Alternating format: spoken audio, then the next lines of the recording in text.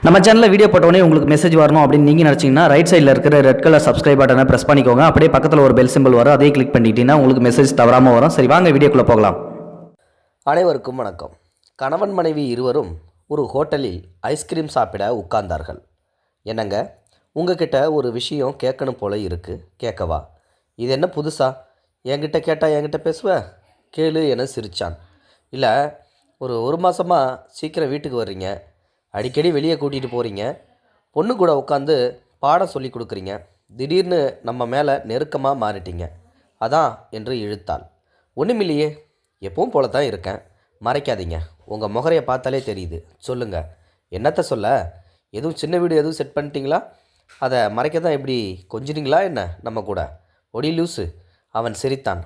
ஆனால் அதில் உயிர் இல்லை. மெதுவாய் சொன்னான். நீயா கேட்ப, சொல்லணும்னு தான் இருந்தேன் என கொஞ்சம் சீரியஸாக ஆனான். என்னங்க, எதுவும் பிரச்சனையா என்று படபடத்தாள் மனைவி. அவன் இல்லை என்று தலையாட்டியபடியே அவனது அலுவலக பையை திறந்தான்.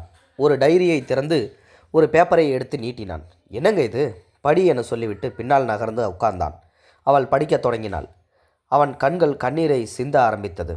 அன்புள்ள மகனுக்கு, கண்டிப்பாக என்னைக்காச்சும் இந்த கடிதம் உன் கையில் கிடைக்கும்னு நான் நம்புகிறேன். உங்கள் அப்பாவுக்கு மனைவியா உனக்கு அம்மாவா இந்த கடிதத்தை நான் எழுதுகிறேன். ரொம்ப பெரிய கடிதம், பொறுமையாக படி. அவசரமாக வேலை இருக்குன்னு பாதி படிச்சுட்டு மீதி இன்னொரு நாள் காத்திருந்து படிக்காத. உங்கள் அப்பாவை நான் கல்யாணம் பண்ணும்போது நான் காலேஜ் லெக்சரரு. அப்புறம் நீ வந்ததுக்கப்புறம் உங்கள் அப்பாவுக்கு அதிர்ஷ்டம் அடிச்சுது, இன்னும் கன்ஸ்ட்ரக்ஷனில் வளர்ந்தார். அப்புறம் உன் தங்கச்சி பிறந்தா. நான் வேலையை விட்டுட்டு வீட்டோட உங்களை கவனிச்சுக்கிட்டு இருந்தேன். உனக்கு தான் தெரியுமே அப்பா எப்படி பிஸின்னு. கல்யாணம் ஆன ஒரு வருஷம்தான் கனவு வாழ்க்கை, அப்புறம் எல்லாமே காத்திருந்த வாழ்க்கை தான். உங்கள் அப்பாவுக்கு காத்துக்கிட்டு தான் இருந்தேன்.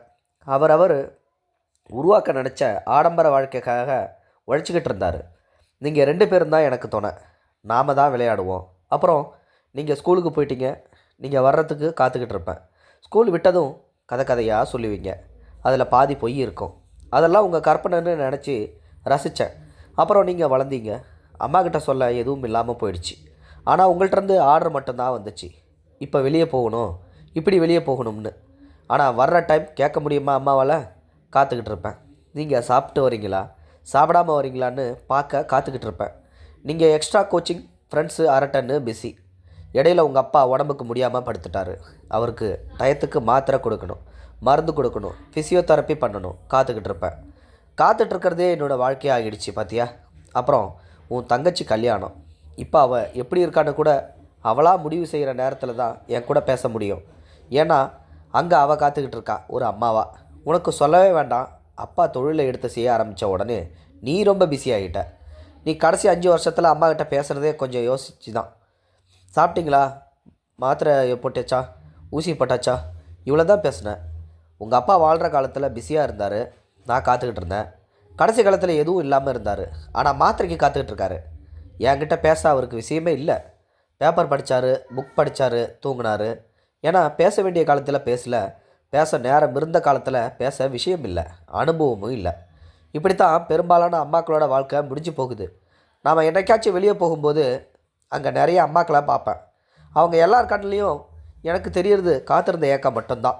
உன்ன மாதிரி பசங்க கூட்டிகிட்டு வர்ற அவங்க மனைவிகளை பார்ப்பேன். அதில் இன்றைக்கே வாழ்ந்துடணும், அடுத்த 6வது நாள் இவன் கூட பேசக்கூடாது, முடியாது ஒரு வேகம் இருக்கிறத நான் பார்த்தேன். இன்றைக்கி ஒரு நாள் தானேன்னு பிள்ளைங்க கேட்ட எல்லாம் செய்கிற அப்பாக்களை நான் பார்த்தேன். இது கொஞ்சம் கொஞ்சமாக அவங்களுக்கு காரியம் சாதிக்கிற நாள் ஆகிடுதுன்னு புரிஞ்சுது. உங்களுக்கு ஒரு நாள் தானேன்னு ஒரு நினப்பு வந்துடுச்சு. இதெல்லாம் ஏன் இப்போ சொல்கிறேன்னு யோசிக்கிறியா?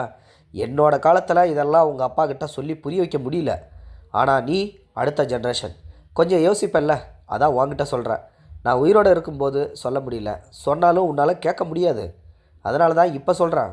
உனக்கு வீட்டில் ஒரு பொண்ணு இருக்கா, மனைவி இருக்கா, அவங்க காத்துக்கிட்டு இருக்காங்க. உன் தங்கச்சிக்கு உங்கள் அப்பா மேலே இருந்த பாசம் உனக்கு தெரியாது. ஆனால் அதை வெளிக்காட்டும் போது உங்கள் அப்பா கட்டிலில் நகர முடியாமல் இருந்தார்.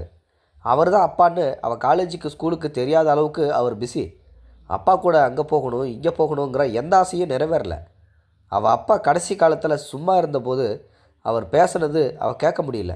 ஏன்னா அவள் வேறு வீட்டுக்கு போயிட்டா. பாத்தியா வாழ்க்கைய? நீ உன் பொண்ணுக்கு அப்படி ஒரு வாழ்க்கையை கொடுத்துடாத. உன் மனைவி அவளோட மகனுக்கு கடிதம் எழுத வச்சிடாத. இன்றைக்கி 3 வேளை சாப்பிட சம்பாதிச்சிட்ட, நாளைக்கு 3 வேளைக்கும் உனக்கு பிரச்சனை இல்லை. இன்னும் சொல்லப்போனால் நீ இப்போ உழைக்கிறது உன்னோட அடுத்த 10 வருஷம் கழித்து செலவழிக்க போகிறதுக்கு தான். அதை கொஞ்சம் குறைச்சிக்கோ. சீக்கிரம் வீட்டுக்கு வா, பொண்டாட்டி பிள்ளைகிட்ட பேசு. அவங்களுக்கும் நீ நல்லா இருக்கும்போதே கொஞ்சம் டைம் கொடு. ஏன்னா அன்புக்காக காத்துக்கிட்டு இருக்கிறதும் ஒருத்தர் காக்க வைக்கிறதும் ஒரு வாழ்க்கையா என்ன? செய்வேன்னு நம்புகிறேன். ஏன்னா என்கிட்ட நல்லா பேசின பையன் தானே நீனு. உன் மனைவி மகளை விட்டுடவா போகிற? கடிதத்தை படித்து முடித்தாள். அவள் முகம் ஒருவித பரபரப்பில் இருந்தது. நிமிர்ந்து அவனை பார்த்தாள். 2 மிகப்பெரிய பலூடா ஐஸ்கிரீம் வந்திருந்தது. அவள் மெதுவாக தன் அலைபேசியில் இருந்து அவள் அம்மாவிற்கு ஃபோன் செய்தாள். நான் தாம்மா. ஏன் சும்மா பேசக்கூடாதா என்ன? என்ன செய்கிற? அப்பா என்ன செய்கிறாரு என பேசத் தொடங்கினாள். ஐஸ்கிரீம் கொஞ்சம் கொஞ்சமாக உருகத் தொடங்கியது. அவன் சிரித்தபடி சாப்பிடத் தொடங்கினான். இனிமே அப்படித்தான். இனி அங்கே அன்புக்காக காத்திருக்க வேண்டிய அவசியமில்லை. இந்த பதிவு எல்லாருக்குமே பொருந்தக்கூடிய ஒரு பதிவு தான். இதை பற்றி நீங்கள் என்ன நினைக்கிறீங்கிறத மறக்காமல் கமெண்ட் பாக்ஸில் சொல்லுங்கள். முடிந்தளவுக்கு இந்த வீடியோ மற்றவங்களுக்கு ஷேர் பண்ணுங்கள். தேங்க்ஸ் ஃபார் வாட்சிங். இது போன்ற செய்திகளை உடனுக்குடன் நீங்கள் தெரிந்து கொள்ள மறக்காமல் எங்களுடைய சேனலை சப்ஸ்கிரைப் செய்யவும், கூடவே பக்கத்தில் வரும் பெல் ஐக்கானையும் கிளிக் செய்யவும்.